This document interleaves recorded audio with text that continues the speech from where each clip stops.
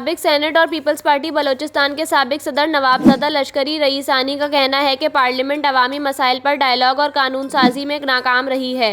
National dialogue से अवाम की आवाज़ पॉलिसी मेकर्स तक पहुँचाएंगे। नेशनल डायलॉग ऑन दी री इमेजिनिंग पाकिस्तान सेमिनार का इनेकाद आज से क्वेटा में किया जा रहा है। सेमिनार के हवाले से साबिक सेनेटर मुस्तफ़ा नवाज़ खोखर का कहना था कि लोगों में इलाकाई और नस्ली तकसीम के हवाले से वसी पैमाने पर अदम इत्मीनान है।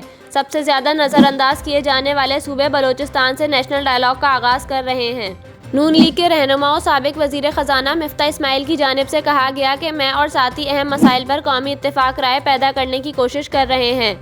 सेमिनार इस इत्तेफाक राय की तरफ एक कदम है। इधर साबिक वज़ीर आज़म शाहिद खाकान अब्बासी ने भी अपने ख्यालात का इज़हार करते हुए कहा कि अरसे से सोच रहे थे ऐसे फोरम हों जिन पर मुल्की मसाइल पर खुलकर बात हो सके। मुझे ऐसी किसी बात का इल्म नहीं कि पार्टी छोड़ रहा हूँ।